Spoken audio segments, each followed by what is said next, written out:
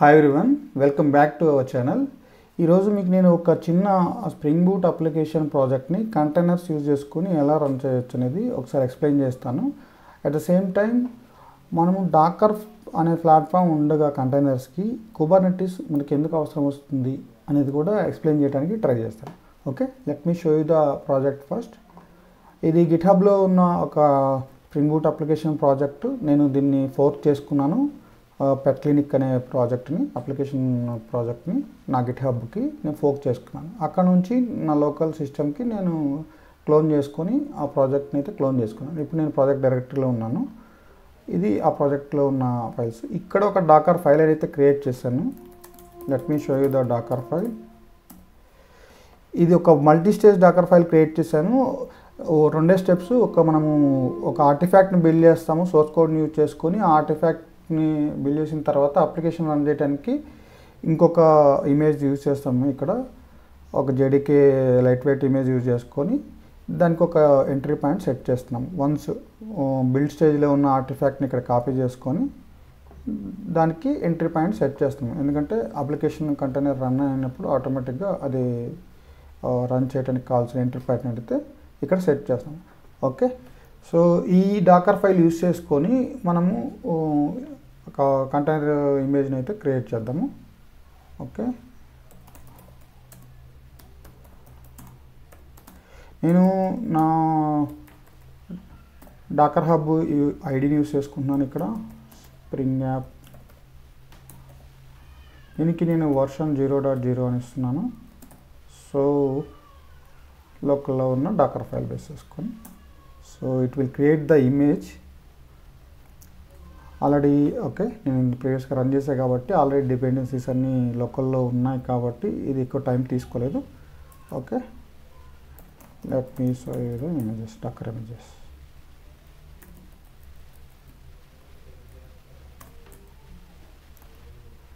Okay, మనకి image అయితే create అయిపోయింది. సో నెక్స్ట్ ఒక MySQL DB కంటైనర్ అయితే మనం క్రియేట్ చేద్దాము. ఈ ప్రాజెక్ట్లో యాక్చువల్లీ వాళ్ళు ఇన్లైన్ H2 డేటాబేస్ని యూజ్ చేశారు. So without using any database also we can access the application when the container is up and running. But ఇక్కడ ఏమంటే నేను ఆ ఇన్లైన్ డేటాబేస్తో పాటు వీళ్ళు ప్రొవిజన్ కూడా ఇచ్చారు MySQL డేటాబేస్ ఆర్ పోస్ట్గ్రెస్ డేటాబేస్ని యూజ్ చేయడానికి. సో నేనేం చేస్తున్నానంటే MySQL డేటాబేస్ని చూస్ చేసుకుని దానికి ఇంటిగ్రేట్ చేశాను. దాని తగ్గట్టుగా pom.xmlలో కొన్ని చేంజెస్ చేశాను. సో ఫర్ దట్ పర్పస్ ఇప్పుడు నేను MySQL డేటాబేస్ని అయితే క్రియేట్ చేసి ఆ కంటైనర్ క్రియేట్ చేసి రన్ చేసి ఇంటిగ్రేట్ చేద్దాం మన అప్లికేషన్ కంటైనర్తో. దానికంటే ముందు ఒక నెట్వర్క్ని క్రియేట్ చేసాను ఆల్రెడీ. ఈ రెండు కంటైనర్స్ని మనము కమ్యూనికేషన్ కోసం. Let me show you the network. This is the network I have created, app DB network. So ఇప్పుడు మనము SQL DB కంటైనర్ని క్రియేట్ చేసి రన్ చేద్దాము. ఆల్రెడీ నేను ఈ ప్రాజెక్ట్కి స్టెప్స్ అన్ని రెడీ చేసి పెట్టాను. సో ఈ స్టెప్స్ అన్ని మీకు ఇప్పుడు ఎక్స్ప్లెయిన్ చేస్తాను కదా. సో డైరెక్ట్గా నేను DB కంటైనర్ క్రియేట్ చేయడానికి చూపిస్తాను ఇక్కడ. సో మనము కంటైనర్ క్రియేట్ చేయడానికి డాకర్ రన్ యూజ్ చేస్తాము. డిటాచ్డ్ మోడ్లో నా కంటైనర్కి నేమ్ ఇస్తున్నాము. ఇక్కడ మనం ఆల్రెడీ క్రియేట్ చేసిన నెట్వర్క్ని దీనికి ఈ కంటైనర్కి కనెక్ట్ చేయమని చెప్పి నెట్వర్క్ కూడా మెన్షన్ చేస్తున్నాము. ఇక్కడ మనం ఎన్విరాన్మెంట్ వేరియబుల్స్ ఏవైతే మనకు ప్రాజెక్ట్లో మెన్షన్ చేశారో ఆ యూజర్ నేము అండ్ పాస్వర్డ్ ఇవన్నీ మన ప్రాజెక్ట్ నుంచి కాపీ చేసుకోవచ్చు, అక్కడ అవైలబిలిటీ ఉంటాయి. సో నేను ఇక్కడ MySQL ఇమేజ్ యూజ్ చేస్తున్నాను. ఇక్కడ పోర్ట్ డిఫాల్ట్ పోర్ట్ సెట్ చేశాను. సో ఎన్విరాన్మెంట్ వేరియబుల్స్ అయితే యూజర్ నేము, పాస్వర్డ్, డేటాబేస్, ఇవి మనము ప్రాజెక్ట్ నుంచి ఇన్ఫర్మేషన్ తీసుకొని యూజ్ చేసుకోవచ్చు. So let me create and run the container. So లోకల్లో ఈ ఇమేజ్ లేదు కాబట్టి MySQL అది డాకర్ హబ్ నుంచి పుల్ చేసుకొని మనకి ఇమేజ్ని అయితే రెడీ చేస్తుంది. అట్ ద సేమ్ టైం కంటైనర్ని క్రియేట్ చేసి అప్ అండ్ రన్ స్టేటస్లో ఉంచుతుంది. ఓకే,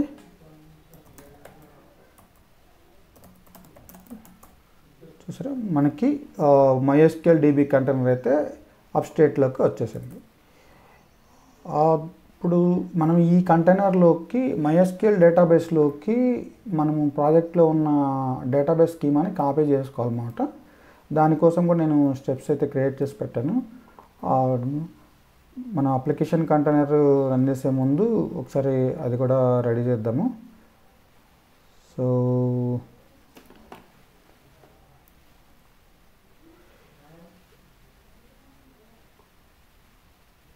మనకి ఇక్కడ ఈ ఈ ఈ డైరెక్టరీలో ఉంటాయి.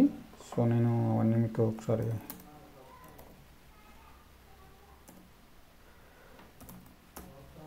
సో ఇది schema file and table files ఉంటాయి. data.SQL ఒకటి, schema.SQL, user.SQL, ఈ 3 ఫైల్స్ని మనము MySQL DB కంటైనర్లో మనం ప్లేస్ చేసుకుంటే మనకి అప్లికేషన్ రన్ అయ్యేటప్పుడు ఆటోమేటిక్గా మన డేటాబేస్తో లింక్ అవుతుంది అనమాట. డేటా అనేది స్టోర్ అవుతుంది ఆటోమేటిక్గా. దానికోసం మనము వాటిని కాపీ చేసుకోవాలి. మనకు ఆల్రెడీ తెలుసు, కంటైనర్లోకి మనం డేటా కాపీ చేయాలంటే cp అనే కమాండ్ని యూజ్ చేస్తాము. సో ఈ కమాండ్ యూజ్ చేసుకొని మనము ఆ ఫైల్స్ని కాపీ చేద్దాం. ఫస్ట్ స్కీమాని అయితే నేను కాపీ చేస్తున్నాను.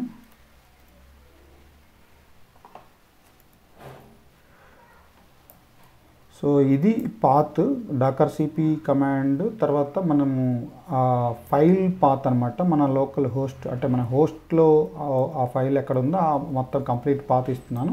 ఇక్కడ మన కంటైనర్లోకి మనం ప్లేస్ చేయడానికి, దాన్ని రన్ చేయడానికి MySQL-DB అనేది మన కంటైనర్ నేము రూట్లో దాన్ని ప్లేస్ చేయమని చెప్తున్నాను. ఓకే, అది సక్సెస్ఫుల్గా కాపీ అయిపోయింది. నెక్స్ట్ మిగతా 2 ఫైల్స్ని కూడా కాపీ చేసుకున్నాము, data and users. At a time run చేస్తాను ఈ రెండింటిని.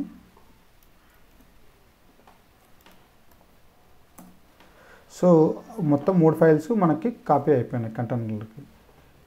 ఓకే, ఇంకా మనం ఒకసారి చెక్ చేసుకోవచ్చు అవి కరెక్ట్గా అయినాయా లేవో, ప్లేస్ అయినాయా లేవో చెక్ చేసుకోవడానికి మనము MySQLకి కనెక్ట్ అయ్యి చెక్ చేసుకోవచ్చు అనమాట. ఓకే, దానికోసం మనం ఈ కమాండ్ యూజ్ చేద్దాము. ఇదేమిటంటే డాకర్ exec, మనం కంటైనర్లోకి వెళ్ళడానికి exec వాడతాం కదా, -it ఇంటరాక్టివ్ మోడ్. ఇక్కడ MySQL-DB కంటైనర్ నేము ls నేను లిస్ట్ చేస్తున్నాను. రూట్ డైరెక్టరీలో ఉన్న ఫైల్స్ని లిస్ట్ చేస్తున్నాను. సో మనకి డైరెక్ట్గా ఆ కంటైనర్ రూట్ డైరెక్టరీలో ఉన్న ఫైల్స్ అన్నీ మనకి డిస్ప్లే అయినాయి. అంటే మనం కాపీ చేసిన ఫైల్స్ ప్రాపర్గా అయినాయా లేవో చెక్ చేసుకోవడానికి ఈ కమాండ్ వాడదాము. data.SQL and schema.SQL and users.SQL. Okay, ఈ 3 అయితే సక్సెస్ఫుల్గా కాపీ అయిపోయినాయి. సో మనకి డేటాబేస్ అనేది రెడీగా ఉంది. ఇప్పుడు మనం నెక్స్ట్ చేయాల్సింది ఏమిటంటే మన అప్లికేషన్ కంటైనర్ని మనము అప్ చేద్దాము. ఒక్కసారి ఫాంట్ సైజ్ ఒకసారి ఇంక్రీజ్ చేస్తాను. ఎక్స్క్యూజ్ మీ, ఒక్క పాస్ చేస్తున్నాను. ఓకే, ఫాంట్ సైజ్ని కొంచెం ఇంక్రీజ్ చేశాను బెటర్గా కనపడటం కోసం. Okay, let me clear all this.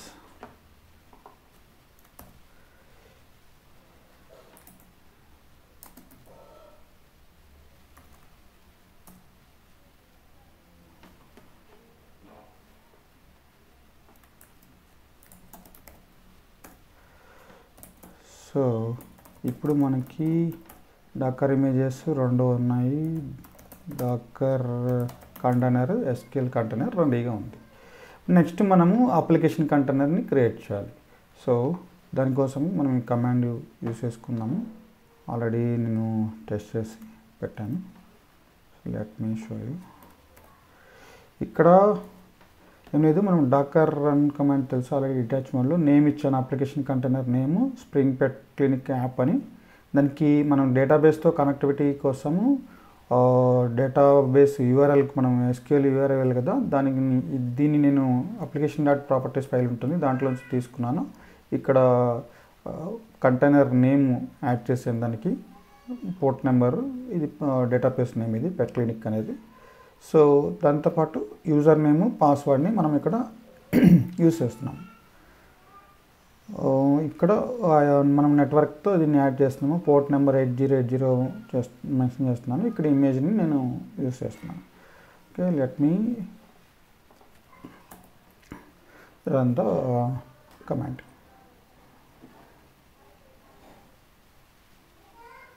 Okay, మళ్ళీ నేను ఈ ఇమేజ్ యూస్ చేయకుండా డైరెక్ట్ అది లోకల్లో అది పుల్ చేసుకుంది. ఎందుకు ఫైండ్ అవుట్ చేయలేదో ఒకసారి చూద్దాం. ఐ థింక్ నేమ్ ఏదైనా డిఫరెంట్గా ఇచ్చి ఉంటాను. స్ప్రింగ్. ఓకే, ఇక్కడ నేను ఇది వేరే నేమ్ ఇచ్చాను కాబట్టి అది నేను డాకర్ హబ్ పుష్ చేశాను, అది తీసుకుంది. ఒక నో ఇష్యూస్. ఓకే ఓకే, మీరు ఇదే నేమ్తో ఇక్కడ ఇమేజ్ నేమ్ ఇది మెన్షన్ చేసుకుంటే ఆటోమేటిక్గా అయిపోతుంది. నేను 2 డిఫరెంట్గా ఇచ్చాను కాబట్టి ఇది డాకర్ హబ్ నుంచి పుల్ చేసుకుంది. నేను యూజ్ చేసిన ఇమేజ్తో ఉన్నది. So no issues. ఇవి మన డాకర్ ఇమేజెస్. ఇది కంటైనర్ కూడా 2 అప్ అండ్ రన్ స్టేటస్లో ఉన్నాయి. ఇప్పుడు మనము ఈ అప్లికేషన్ని యాక్సెస్ చేద్దాం ఒకసారి. 8080 పోర్ట్ నెంబర్ కాబట్టి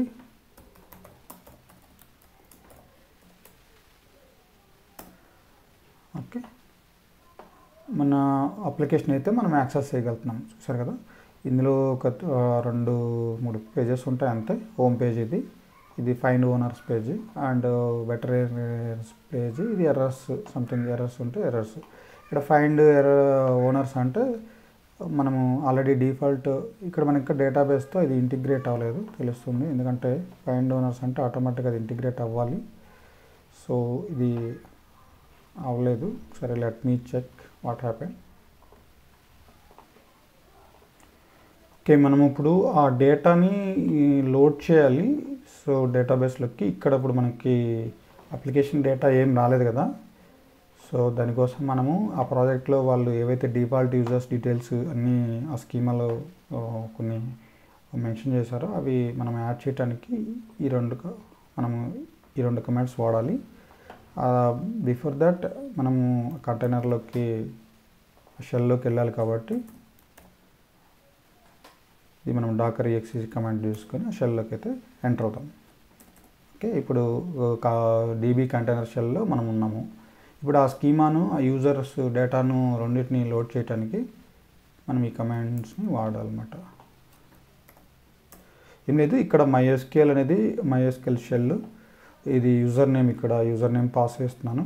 ఇది పాస్వర్డ్ కూడా మనం ఇక్కడ పాస్ చేస్తున్నాము.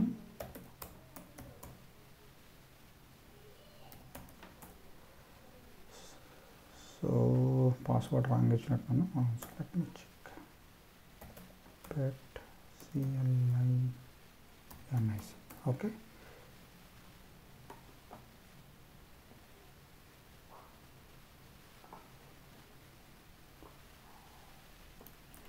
ఇది కూడా ఒకసారి రన్ చేసి చూద్దాము.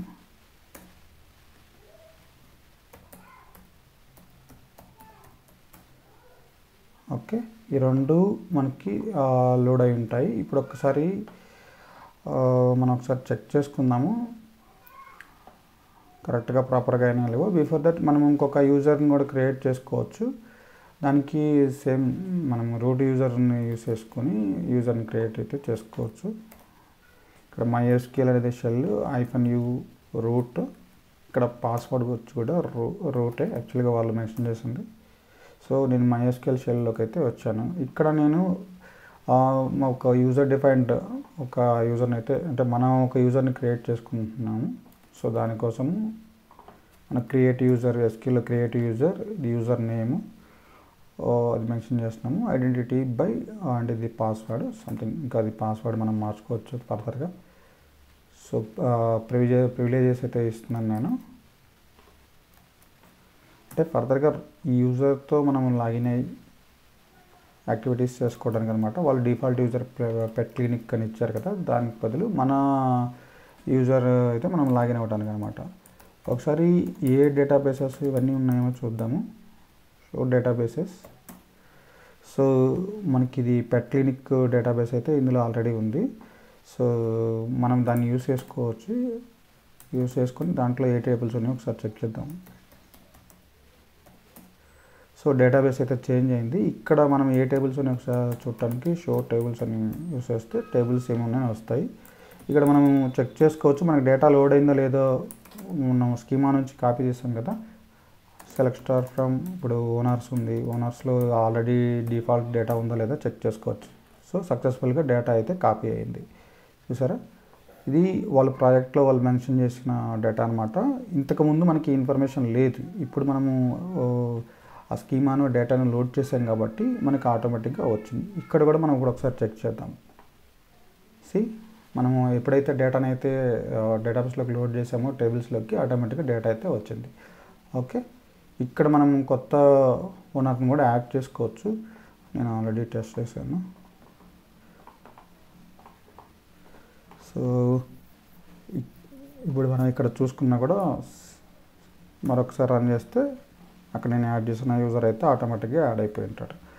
సో ఈ యూజర్ కింద మనకు కావాలంటే పెట్స్ని కూడా యాడ్ చేసుకోవచ్చు. ఏదో ఒక పెట్ నేమ్ ఏదో ఒకటి ఇవ్వచ్చు. మన సంథింగ్ ఇంకా 01, 02, 2020 సంథింగ్ ఏదో బర్డ్ సంథింగ్ ఏదో ఒకటి. సో అట్లనే ఇప్పుడు మనం ఆ టేబుల్లో ఏముందో కూడా చెక్ చేసుకోవచ్చు. Select star from pets, database PTS. Okay, comment తప్పించాను. సెలెక్ట్. సో ఇక్కడ చూస్తే మనం ఇప్పుడు సింబా అని యాడ్ చేసాం కదా, అది కూడా యాడ్ అయిపోయింది అనమాట. సో ఇవి already pre defined data. So ఈ విధంగా మనం అప్లికేషన్ని యూస్ చేసుకోవచ్చు. ఇప్పుడు మనం ఇది యాక్సెస్ చేయాలంటే డైరెక్ట్గా ఆ యూజర్ నేమ్ ఇచ్చినా కూడా లాస్ట్ నేమ్ ఇప్పుడు మనకి లాస్ట్ నేమ్తో సెర్చ్ చేస్తే ఆ డీటెయిల్స్ అన్నీ వస్తాయి. నేను ఇప్పుడు యాడ్ చేసిన సుబ్బారెడ్డి సంఘం అండ్ సింబా ఇదంతా. ఓకే, సో ఇది ఇలా అప్లికేషన్ మన కంటైనర్స్తో కూడా మనము రన్ చేసాం. డాకర్ కంటైనర్స్ యూజ్ చేసుకొని మనం ఈ అప్లికేషన్ని యాక్సెస్ చేస్తున్నాం. ఇది వెటరన్ డాక్టర్స్ డీటెయిల్స్ ఆల్రెడీ డిఫాల్ట్గా ఉన్నాయి. దీన్ని యాడ్ చేయడానికి అయితే వీళ్ళేం ప్రొవిజన్ ఇవ్వలేదు.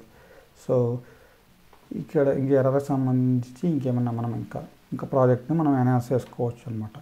సో ఇది ఒక basic application, spring boot application with MySQL DB. మనము డాకర్ కంటైనర్స్ యూస్ చేసుకొని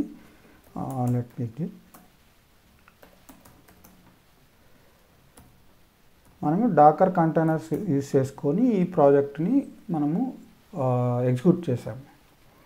సో ఒక్కసారి అసలు ఒక ట్రెడిషనల్ ఎన్విరాన్మెంట్లో మనము ఒక అప్లికేషన్ డెవలప్మెంట్కి ఎలా జరుగుతుంది, ఒక వర్చువలైజేషన్ డెవలప్మెంట్ ఎలా జరిగింది, కంటైనర్స్ డెవలప్మెంట్ ఎలా జరిగింది, వీటిలో ఉన్న లిమిటేషన్స్ ఇవి ఏమి మొత్తం వాటిని ఓవర్కమ్ చేస్తూ ఒక్కొక్కటి దాన్ని కొత్తగా వచ్చిన ఎలా ఓవర్కమ్ చేసిందని మీకు ఒకసారి ఎక్స్ప్లెయిన్ చేయడానికి ట్రై చేస్తాను. ఎందుకంటే డాకర్ అనే ప్లాట్ఫామ్ ఉంది, ఈజీగా మనం కంటైనర్స్ని క్రియేట్ చేస్తున్నాము, స్టిల్ కుబర్నెటిస్ ఎందుకు అవసరం వస్తుంది అనేది చెప్పడానికి నేను మీకు ఇది చెప్తున్నాను అనమాట. ఓకే, ఈ సింపుల్గా ఎక్స్ప్లెయిన్ చేయడానికి కోసం నేను ఒక ఇమేజ్ అయితే క్రియేట్ చేశాను.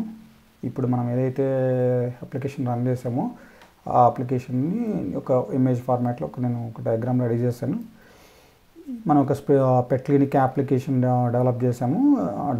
మనం దాన్ని దాని డేటాబేస్తో ఉంది. ట్రెడిషనల్ డెవలప్మెంట్ ఎరాలో తీసుకుంటే మనము ఈ అప్లికేషన్స్ని ఒక ఫిజికల్ సర్వర్స్, దీనికి ఒక ఫిజికల్ సర్వర్ మెయింటైన్ చేయాలి. ఇది ఇక్కడ సపరేట్ సర్వర్స్ ఉంటాయి. సో మనము దీంట్లో రిసోర్స్ యూటిలైజేషన్ అనేది చాలా తక్కువగా ఉంటుంది. మనము ఒక అప్లికేషన్ కోసం ఒకటే సర్వర్ కాదు కదా, మళ్ళీ బ్యాకప్ సర్వర్ ఇంకోటి పెడతాం. ఇది డౌన్ అయితే ఆటోమేటిక్గా దానికి రూట్ అవుతుంది ట్రాఫిక్ అనేది. సో దానికోసం అంటే ఇక్కడ 2 సర్వర్స్ క్రియేట్ చేస్తున్నామంటే ఇంకొక బ్యాకప్ 2 సర్వర్స్ ఇంకొక 2 క్రియేట్ చేసి ఉంచుతారు. సో అట్లా మనకి రిసోర్స్ అంటే ఎక్కువ ఎక్స్పెన్సివ్ అవుతుంది. సో ఇక్కడ ఒక అప్లికేషన్ లేకపోతే ఇంకొక 2-3 అప్లికేషన్ల కోసమే ఒక సర్వర్ అంతా మనం వాడతాం. ఇక్కడ ఒక డేటాబేస్ కోసమే ఒక సర్వర్ అంతా యూజ్ చేస్తున్నాము. అట్లానే ఇక ఇదంతా మాన్యువల్గా సెట్ చేయాలి మొత్తం సెటప్ అంతా. సర్వర్స్ని మనం పర్చేస్ చేసిన తర్వాత దానికి వీటిని మొత్తం సర్వర్స్ని రెడీ చేసి మనకి అప్ చేసి ఈ ఎన్విరాన్మెంట్ రెడీ చేసి ఇవ్వడానికి, అప్లికేషన్ డెవలప్మెంట్ ఎన్విరాన్మెంట్ రెడీ చేయడానికి దానికి ఒక టీం ఇదంతా కావాల్సి ఉంటుంది. సో ఇది ట్రెడిషనల్ డెవలప్మెంట్లో ఉన్న లిమిటేషన్స్. సెక్యూరిటీ కూడా తక్కువ ఉంటుంది. ఇప్పుడు ఇక్కడ ఒక 2-3 ఇంకొక అప్లికేషన్స్ కూడా అట్ ద సేమ్ టైం ప్యారల్గా ఇదే సర్వర్లో ఉంటే అవి ఒక అప్లికేషన్ రిసోర్స్ని ఎక్కువ యూజ్ చేయడం వల్ల అదర్ అప్లికేషన్స్ డౌన్ అయ్యే ఛాన్స్ ఉంటుంది. సెక్యూరిటీ పరంగా కూడా ఎక్కువ బ్రీచెస్ జరగడానికి అవకాశం ఉంటుంది. సో ట్రెడిషనల్ డెవలప్మెంట్లో ఉన్న లిమిటేషన్స్ని ఓవర్కమ్ చేయడానికి వర్చువలైజేషన్ డెవలప్మెంట్ అనేది వచ్చింది. ఈ వర్చువలైజేషన్ డెవలప్మెంట్లో ఇక్కడ మనం 2 సర్వర్లు తీసుకున్నాము. అది అవసరం లేకుండా ఒకటే సర్వర్లో మన ఓఎస్లు సేమ్ ఓఎస్, ఆ ఓఎస్లో ఒక హైపర్వైజర్ అనేది ఇన్స్టాల్ చేసి ఆ హైపర్వైజర్ యూస్ చేసుకొని మనం వర్చువల్ మెషిన్స్ క్రియేట్ చేసుకోవచ్చు అనమాట. ఈ వర్చువల్ మెషిన్స్లో మళ్ళీ మనకు కావాల్సిన ఆపరేటింగ్ సిస్టమ్ని ఇన్స్టాల్ చేసుకొని దానికి మన అప్లికేషన్కి కావాల్సిన బైనరీస్, లైబ్రరీస్ అవన్నీ ఇన్స్టాల్ చేసుకొని అప్లికేషన్ డెవలప్మెంట్ అనేది చేసుకోవచ్చు. ఇక్కడ ఏం చేసాము, ఇక్కడ 2 సర్వర్లు తీసుకున్నాం. ఇక్కడ ఒకే సర్వర్లో అప్లికేషన్కి ఒక వర్చువల్ మెషిన్ క్రియేట్ చేసుకున్నాము, అప్లికేషన్ డెవలప్మెంట్కి ఆ డేటాబేస్కి ఒక వర్చువల్ మెషిన్ క్రియేట్ చేసుకున్నాము. సో ఇక్కడ మనం రిసోర్స్ని కంపారిటివ్లీ ట్రెడిషనల్ డెవలప్మెంట్తో పోల్చుకుంటే ఎఫిషియెంట్గా యూస్ చేస్తున్నాము. అట్లే ఇక్కడ మనము ఆ మాన్యువల్ ప్రాసెస్ ఏదో ఉందో ఎక్కువ సర్వర్స్ని మొత్తం రెడీ చేయడానికి కావాల్సిన మాన్యువల్ ఎఫర్ట్ అంతా ఇక్కడ రెడ్యూస్ అయింది మనకి. సో ఈ విధంగా వర్చువలైజేషన్ అనేది మనకి చాలా హెల్ప్ఫుల్ అయిందనమాట. సో కానీ దీంట్లో కూడా లిమిటేషన్స్ ఉన్నాయి. మనము ఈ హార్డ్వేర్ అంటే సింగిల్ హార్డ్వేర్ ఇక్కడ ఆపరేటింగ్ సిస్టమ్, మళ్ళీ వర్చువల్ మిషన్స్లో మళ్ళీ సపరేట్ ఆపరేటింగ్ సిస్టమ్స్ క్రియేట్ చేస్తున్నాము. ఈ ఆపరేటింగ్ సిస్టమ్స్ కూడా ఇందులో ఉన్న మెమరీని ఇవన్నీ ఎక్కువ యూటిలైజ్ చేస్తాయి కాబట్టి స్టిల్ ఇంకా రిసోర్స్ని మనం ఎఫిషియెంట్గా వాడలేకపోతున్నాం అనమాట. అండ్ మనం ప్రతిసారి మళ్ళీ ఒక వర్చువల్ మెషిన్ క్రియేట్ చేయాలి, దానికి మళ్ళీ సపరేట్ ఓఎస్ లోడ్ చేయాలి. సో స్టిల్ ఇక్కడ కూడా మనం ప్రాపర్గా రిసోర్స్ని కానీ లేకపోతే సెక్యూరిటీ పరంగా కానీ ఓవర్కమ్స్ ఉన్నాయి. ఈ విఎంని మనం స్టార్ట్ చేసినప్పుడు మళ్ళీ ఇది బూట్ అవ్వడానికి టైం పడుతుంది. అంటే వన్స్ ఆపరేటింగ్ సిస్టమ్ రెడీ అయిన తర్వాతే మనకి అప్లికేషన్ మనం అప్ చేయగలుగుతాం కదా, సంథింగ్ అట్లా. సో ఇందులో కూడా ఈ లిమిటేషన్స్ అన్నీ ఉన్నాయి. వీటిని ఓవర్కమ్ చేయడానికి మనకి నెక్స్ట్ కంటైనర్ డెవలప్మెంట్ అనేది వచ్చింది. ఇక్కడ కంటైనర్ డెవలప్మెంట్లో ఏమంటే మనకి హోస్ట్ సిస్టమ్ ఉంటుంది, దాంట్లో ఆపరేటింగ్ సిస్టమ్ ఇన్స్టాల్ చేస్తాము.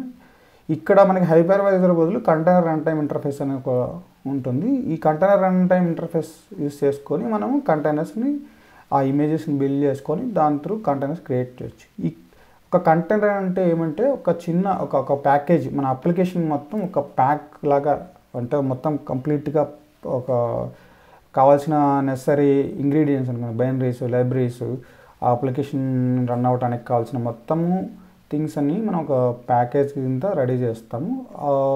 ఇందులో ఆపరేటింగ్ సిస్టమ్ సపరేట్గా ఏమి ఉండదు, చాలా లైట్ వెయిట్గా ఉంటుంది కాబట్టి కంటైనర్ అనేది.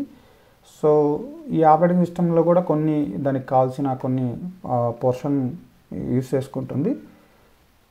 సో ఇలా కంటైనర్స్ మనం ఎన్నైనా క్రియేట్ చేసుకోవచ్చు. ఇక్కడ మనం separate separate virtual machines run చేయట్లేదు, సపరేట్ ఓఎస్ ఇన్స్టాల్ చేయట్లేదు. కానీ ఈజీగా మన అప్లికేషన్ డెవలప్మెంట్ని కానీ మన డేటాబేస్ని కానీ మనం సింపుల్గా కంటైనర్స్ని క్రియేట్ చేసి రన్ చేసుకుంటున్నాం. ఆల్రెడీ మనం ఫిజికల్గా చూసాము. అలానే ఇది పోర్టబుల్, వేరే ఏ ఎన్విరాన్మెంట్లో అయినా మనం సింపుల్గా డిప్లాయ్ చేయొచ్చు, ఏ ఆపరేటింగ్ సిస్టమ్ అయినా డిప్లాయ్ చేసుకోవచ్చు. రెడీ టు యూజ్ అనమాట, ఎగ్జిక్యూటబుల్ ఒక ఫైల్ లాగా మనం ఈ కంటైనర్స్ని అయితే వాడుకోవచ్చు. కానీ ఈ కంటైనర్స్ డెవలప్మెంట్లో కూడా మనకి చాలా లిమిటేషన్, చాలా ఇష్యూస్ ఉన్నాయి. ఇవి కంపారిటివ్లీ ట్రెడిషనల్ డెవలప్మెంట్, వర్చువలైజేషన్ డెవలప్మెంట్తో పోల్చుకుంటే చాలా ఫీచర్స్ని ఎన్హాన్స్ చేసి మనకి అప్లికేషన్ డెవలప్మెంట్ అనేది సింప్లిఫై చేసింది. బట్ స్టిల్ మనకి ఇప్పుడు దీంట్లో ఉన్న లిమిటేషన్స్ వల్ల కుబర్నెటిస్ అనేది పిక్చర్లోకి వచ్చింది అనమాట. అవి లిమిటేషన్స్ ఏమనేది ఒకసారి చూద్దాం. సపోజ్ మనకి ఈ కంటైనర్స్ రన్నర్లో ఉన్నాయి కదా, మన అప్లికేషన్వి ఒకసారి చూపిస్తాను. మన కంటైనర్స్ ఇక్కడ రన్లో ఉన్నాయి. Docker by default Docker nature ఏమంటే అది కంటైనర్స్ ఆటోమేటిక్గా క్రియేట్ చేయలేదు. ఇప్పుడు మనం మాన్యువల్గా డాకర్ రన్ చేస్తే అది ఆ కంటైనర్ క్రియేట్ అయ్యి అప్లికేషన్ మనం యాక్సెసిబుల్లోకి వచ్చింది. డాకర్ అది చేయలేదు అనమాట, మనం మాన్యువల్గా క్రియేట్ చేయాలి. సో మనం మాన్యువల్గా క్రియేట్ చేయాలి. ఇన్ కేస్ ఈ కంటైనర్ క్రాష్ అయింది, సపోజ్ నేనే ఓకే డాకర్ స్టాప్ అని కొట్టేస్తున్నాను ఫర్ ఎగ్జాంపుల్ పర్పస్.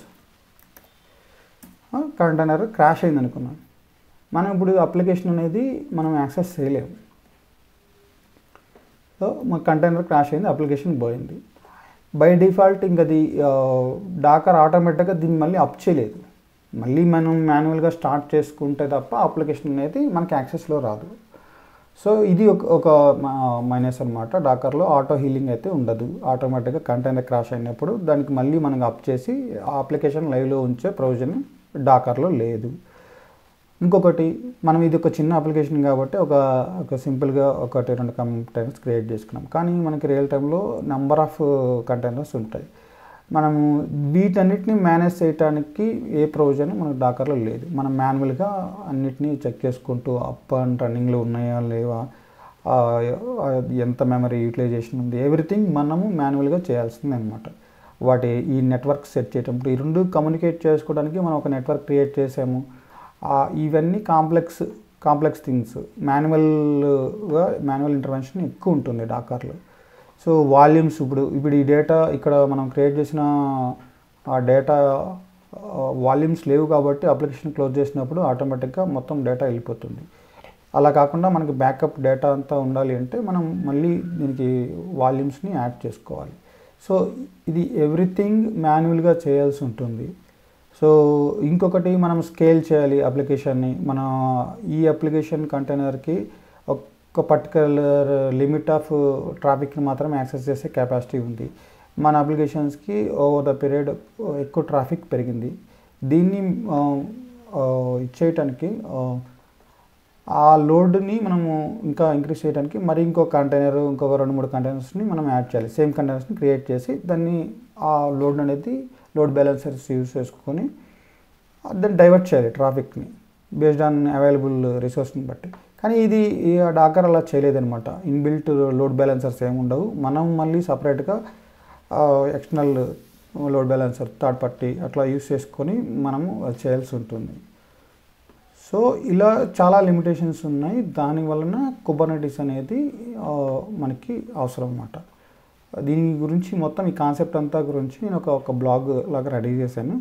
దాంట్లో సేమ్ పాయింట్స్ నేను ఏవైతే ఇప్పుడు చెప్పానో అవన్నీ మీకు ఇక్కడ ఎక్స్ప్లెయిన్ చేశాను. వర్చువలైజేషన్ ట్రెడిషనల్ డెవలప్మెంట్లో ఉన్న లిమిటేషన్స్ ఏంటి, అది వర్చువలైజ్డ్ డెవలప్మెంట్ ఎరాలో ఎలా ఓవర్కమ్ చేసింది, అట్ ద సేమ్ టైం ఆ వర్చువలైజ్డ్ డెవలప్మెంట్లో ఉన్న లిమిటేషన్స్ ఏంటి, నెక్స్ట్ దానికి ఫర్దర్గా కంటైనర్ డెవలప్మెంట్ ఎలా ఆ ప్రాబ్లమ్స్ని ఓవర్కమ్ చేసింది, అండ్ కంటైనరైజేషన్లో ఉన్న డాకర్ అంటే కంటైనర్స్తో ఉన్న ఇష్యూస్ ఏంటి, ఇవన్నీ ఈ బ్లాగ్లో మీకు ఎక్స్ప్లెయిన్ చేశాను. ఇప్పుడు మనకి ఈ కుబర్నెటిస్ ఎందుకు యూజ్ అవుతుంది అంటే, ఇప్పుడు ఏవైతే డాకర్లో లిమిటేషన్స్ చెప్పుకున్నామో మాన్యువల్ మేనేజ్మెంట్ చేయాలి, స్కేలింగ్ ఛాలెంజెస్ ఉంటాయి, and service discovery auto service discovery ఉండదు, లోడ్ బ్యాలెన్సింగ్ చేయలేము, నెట్వర్కింగ్ కాంప్లెక్సిటీ ఉంటుంది, persistent storage, fault tolerance and multi container coordination, ఇవన్నీ ఇష్యూస్ కదా కంటైనరైజేషన్లో. దాన్ని ఓవర్కమ్ చేయడానికి అంటే కంటైనర్స్ ఆర్కెస్ట్రేషన్ చేయడానికి కుబర్నెటిస్ అనే ప్లాట్ఫామ్ యూజ్ అవుతుందన్నమాట.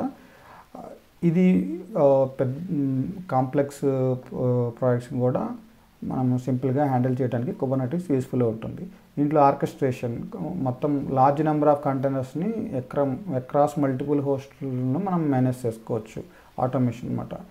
అండ్ ఆటోమేటెడ్ స్కేలింగ్, అది అప్లికేషన్ని మనం బేస్డ్ ఆన్ ట్రాఫిక్ లోడ్ని బట్టి స్కేల్ అప్ చేసుకోవచ్చు, స్కేల్ డౌన్ చేసుకోవచ్చు. మనకి లోడ్ బ్యాలెన్సింగ్ ఫీచర్స్ కూడా ఉంటాయి. మన అప్లికేషన్ హై అవైలబిలిటీ కోసం డిఫాల్ట్ లోడ్ బ్యాలెన్సర్స్ కూడా కుబర్నెటిస్లో ఉంటాయి. సెల్ఫ్ హీలింగ్, ఆటోమేటిక్గా మనం ఎన్నైతే అప్లికేషన్ పార్ట్స్ మన కంటైనర్స్ని పార్ట్స్లో పెడతాం కుబర్నెటిస్లో, ఎన్నైతే మనకి అప్లో ఉండాలి ఆల్వేస్ అని మనం రెప్లికా సెట్ చేసుకుంటామో అది అది కుబర్నెటిస్ చూసుకుంటుంది అనమాట. ఆల్వేస్ ఆ నెంబర్ ఆఫ్ పార్ట్స్ని అప్ అండ్ రన్నింగ్ స్టేట్లో ఉంచుతుంది. ఇంకా మనం ఏదైనా రోలింగ్ అప్డేట్స్, ఇది ఈ పాయింట్ మీకు ఇందుకు చెప్పలేదు కదా, మనము డాకర్లో ఇది వర్షన్ 1.100. దీని నుంచి నేను నెక్స్ట్ వర్షన్కి వెళ్ళాలనుకుంటున్నాను. ఒక ప్యాచ్ 1.0.1 దానికి వెళ్ళాలంటే నేను ఈ అప్లికేషన్ రన్నింగ్లో ఉన్నప్పుడు నేను కొత్త వర్షన్కి వెళ్ళాను. మళ్ళీ కంటైనర్స్ క్రియేట్ చేసి మళ్ళీ వాటిని అప్ చేసి అప్పుడు ఇట్లా డౌన్ చేయటం అట్లా చేయాలి. వీటిని డౌన్ చేసి కొత్తవి క్రియేట్ చేస్తే సేమ్ నేమ్తో మనం చేయాలి కాబట్టి ఫస్ట్ వీటిని డౌన్ చేయాలి. డౌన్ చేసిన తర్వాత మళ్ళీ కొత్త కంటైనర్స్ మాడిఫైడ్ ఇమేజ్తో క్రియేట్ చేసుకొని అప్ చేయాలి. సో అప్లికేషన్ డౌన్ టైం ఉంటుంది. సో కొత్త వర్షన్స్కి మనము అట్లా అప్గ్రేడ్ చేసుకోవాలన్నప్పుడు డాకర్లో మనము దాన్ని అప్లికేషన్ డౌన్ టైం లేకుండా హ్యాండిల్ చేయలేము, థర్డ్ పార్టీ టూల్స్ ఏం యూస్ చేయకుండా. సో అట్లా రోలింగ్ అప్డేట్స్ ఇవన్నీ ఫీచర్స్ డాకర్లో లేవు, కుబర్నెటిస్లో ఉన్నాయి. ఈ మల్టీ కంటైనర్ అకామిడేషన్ ఇదంతా కాంప్లెక్స్ అప్లికేషన్స్ సర్వీస్ అన్నింటిని కూడా కుబర్నెటిస్ అనేది ఎఫిషియెంట్గా హ్యాండిల్ చేస్తుంది. Resource management, optimisation of CPU, memory and resource utilisation కూడా చేస్తుంది అనమాట. సో ఇలా ఈ ఫీచర్స్ అన్నీ కుబర్నెటిస్లో ఉన్నాయి. సో అందుకని కుబర్నెటిస్ అనేది ఇప్పుడు నెసరీ అయిపోయింది మైక్రో సర్వీసెస్ ఆర్కిటెక్చర్స్ అన్నిటికీ. సో ఈ ఫీచర్స్ అన్నీ కుబర్నెటిస్లో ఉంటాయి మనకి. సో అట్లనే హారిజాంటల్ స్కేలింగ్ కూడా మనకి కుబర్నెటిస్లో పాసిబిలిటీ ఉంటుంది. హారిజాంటల్ స్కేలింగ్ ఏమంటే మనము ఇక్కడ నెంబర్ ఆఫ్ ఇన్స్టెన్సెస్ని ఆటోమేటిక్గా యాడ్ చేస్తాం అనమాట. మనకి బేస్డ్ ఆన్ లోడ్ ఇంక్రీజ్ అయితే ఆటోమేటిక్గా నెంబర్ ఆఫ్ ఇన్స్టెన్స్ని మనం యాడ్ చేసుకోవచ్చు, సర్వర్స్ ఆర్ కంటైనర్స్ ఏవైనా కానీ. అదే వర్టికల్ స్కేలింగ్ అంటే మనం ఉన్న కంటైనర్ కెపాసిటీని ఇంక్రీజ్ చేసుకోవడానికి CPU ఆర్ మెమరీ, ఇది మనకి డాకర్లో పాసిబుల్ అవుతుంది, కానీ ఇది పాసిబుల్ కాదు ఆటోమేటిక్గా. కానీ ఇక్కడ కుబర్నెటిస్లో మనకి హారిజాంటల్ స్కేలింగ్ కూడా పాసిబుల్ ఉందన్నమాట. ఆ ఫీచర్ కూడా ఉంది. సో ఇలా ఈ బ్లాగ్ అంతా మీకు రెడీ చేసి పెట్టాను. కుబర్నెటిస్ ఎలా వర్క్ అవుతుంది అనేది, ఇది కుబర్నెటిస్ ఆర్కిటెక్చర్ మనకు నెక్స్ట్ వీడియోలో మీకు ఎక్స్ప్లెయిన్ చేయడానికి ట్రై చేస్తాను. దాన్ని ఒక సింపుల్ రియల్ వరల్డ్ ఎగ్జాంపుల్తో అది కూడా మీకు ఎక్స్ప్లెయిన్ చేస్తాను. సో ఈ వీడియో మనకి కంటైనరైజేషన్లో ఉన్న లిమిటేషన్స్ ఏమి, అవన్నీ ఓవర్కమ్ చేయడానికి కుబర్నెటిస్ అనేది ఎలా మనకి యూజ్ అవుతుంది అనేది మీకు ఎక్స్ప్లెయిన్ చేయాలనుకున్నాను. మీకు ఈ వీడియో కానీ నచ్చినట్టయితే లైక్ చేయండి, షేర్ చేయండి, సబ్స్క్రైబ్ చేయండి నా ఛానల్ని. Thank you very much.